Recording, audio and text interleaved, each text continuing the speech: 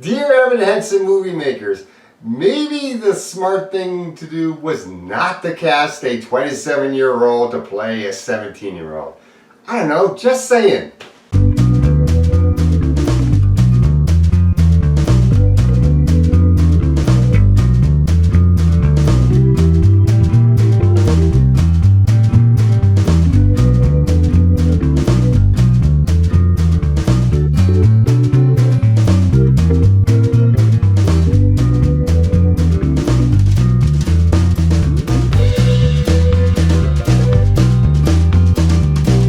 Dear Evan Hansen, directed by Steven Chbosky, starring Ben Platt as Evan Hansen. Yeah, maybe it wasn't such a smart idea to cast a lead actor from the Broadway play to play the lead character that you're basing the Broadway play on, since the lead actor of that play is 27 years old. I don't think that was such a good idea to cast a 27-year-old actor as a 17-year-old just because you're getting the lead actor from the play. Yeah? Not exactly a good idea there. Zoe Murphy, Ben Platt's love interest, is being played by Caitlin Dever from The Descendants. Julianne Moore plays Heidi Hansen, Ben Platt's mother. Then you have Amy Adams playing Cynthia Murphy, Zoe's mom. Colton Ryan plays Connor Murphy, who's one of the main plot points of the movie. He's the boy that signs Evan Hansen's cast and then commits suicide. That's not actually a spoiler, that's in the trailer, and it's one of the main plot points of the movie, so it's not really a spoiler. Amanda Steinberg plays Elena. She's like the class president of this high school class and a bit of a overachiever. And then you have Nick Cadini playing Jared Kilwani, who is Evan Hansen's best friend in the movie. Now, this movie is based on the Broadway play Dear Evan Hansen, which, from what I'm hearing from some of the people who have seen the play and then saw the movie, the play is so much more better. And one of the reasons why the play is so much more better is because it's done in a way where it's aware that the main character is lying about what he's doing. Let's get into the plot of this movie. Evan Hansen is an awkward boy and a senior in high school. He's dealing with depression. He's an outcast, of course. He has a crush on what appears to be like the most popular girl in school. How cliche. Zoe Murphy, played by Caitlin Dever. And what happens is Evan Hansen broke his arm climbing a tree, and he has this assignment from his therapist that he's got to write these letters. Dear Evan Hansen, I guess it's a way of dealing with his depression and to try to help his self-esteem. So he writes these letters to himself, Dear Evan Hansen, and then after he writes the letter, he signs his name. He signs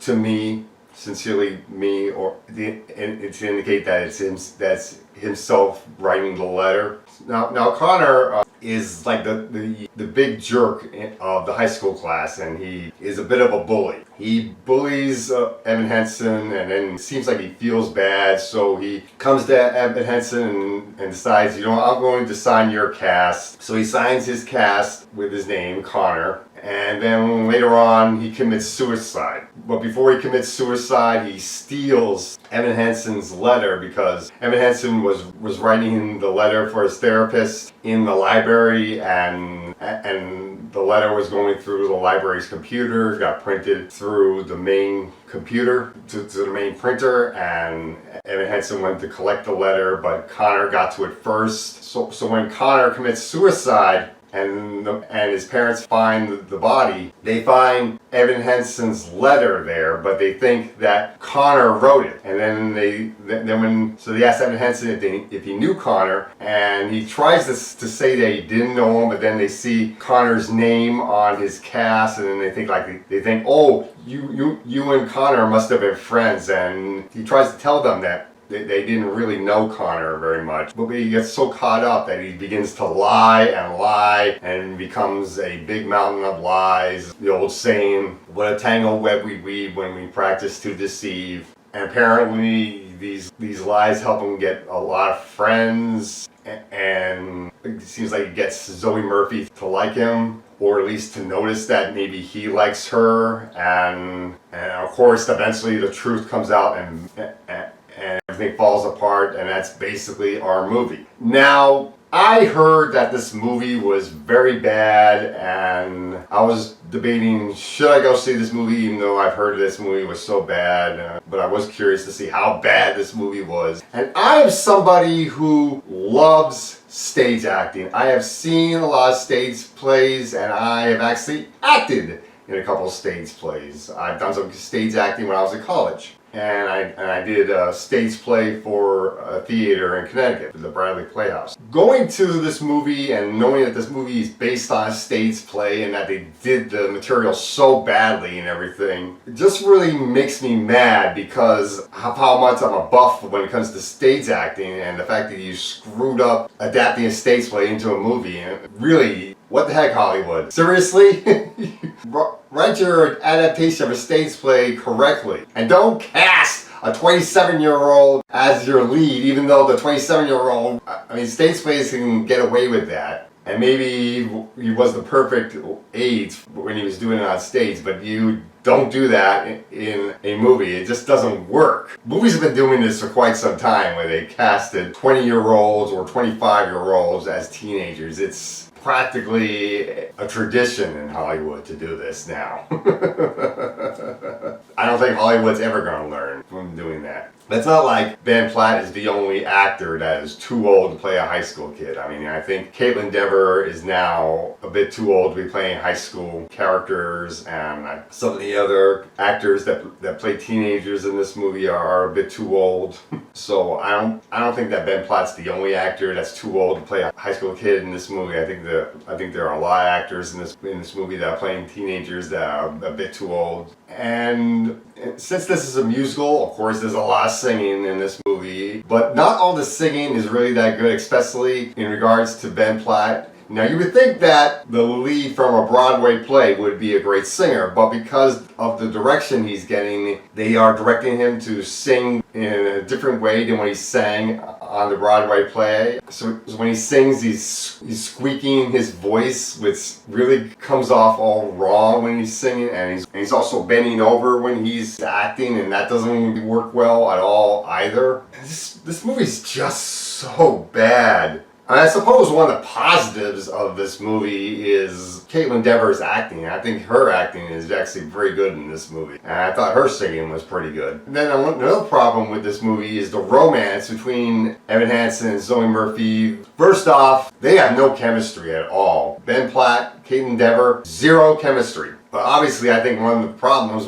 why they have zero chemistry is because everything that their romance is based on is all lies. I mean, Evan Hansen is lying to Zoe's family the whole time, and obviously the romance is not going to work. Of course, there's not going to be any chemistry if everything's based on lies. But from what I've heard from one of the critics that on YouTube that actually saw the play, is that the play is actually done in a way where it's aware that the main character is lying, so that's why the play is actually good, but the movie isn't, because the movie is not done in that way, done in that meta way where it's aware that the main character is lying. It almost makes it seem like it's okay for the main character to lie, and doesn't do a good enough job on focusing on the consequences of his lies, and especially when the lies blow up to being higher than Mount Everest, practically, it feels like. I couldn't believe how big the deceit problem came that Evan Hansen was getting himself into. Oh man. And the only person other than Evan Hansen that knows he's lying is his best friend, Jared. And he's actually an abettor to the lies. He's actually helping out Evan Hansen's lying. So it makes him an accomplice to the deception in this movie. And I was expecting that Jared was going to be the one to tell everyone, but of course Evan Hansen ends up telling everyone when he finally gets the courage to actually tell everyone that he's lying.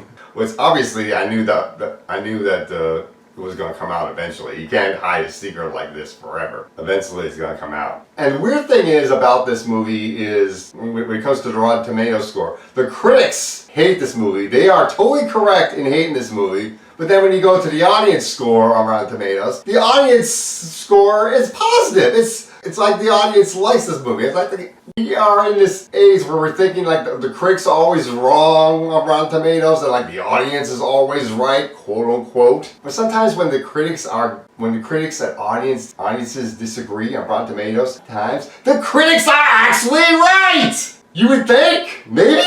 I mean, there are times when the critics are wrong about a movie, like the 1990 Teenage Mutant Ninja Turtles. They hated 1990 Teenage Mutant Ninja Turtles, but their audiences love it, and I love that movie. Yeah, that movie is, in my opinion, the definitive Teenage Mutant Ninja Turtles movie, and you don't try to appear to that standard when doing a Teenage Mutant Ninja Turtles movie. You're doing it all wrong. But we have this distrust in critics. I mean, maybe sometimes the critics are actually right, you know? And maybe sometimes the audience side is actually wrong when the two sides disagree on Rotten Tomatoes. You ever would think that? Oh man, this movie was so bad. This movie was just not good. It's really, really bad. Definitely not worth seeing. So don't go see this movie. I'm gonna give this movie an F. I was thinking of giving this movie a D because I did like Caitlin Dever's acting, but I almost feel like Caitlin Dever's acting is not enough to bring this movie up to a D. I feel like this movie's got so many problems, and even Caitlin Dever's acting can't save it. So don't bother seeing this movie. This movie is pure garbage. It's a big failure. And that's all I gotta say for Dear Evan Hansen. This movie's going in the garbage.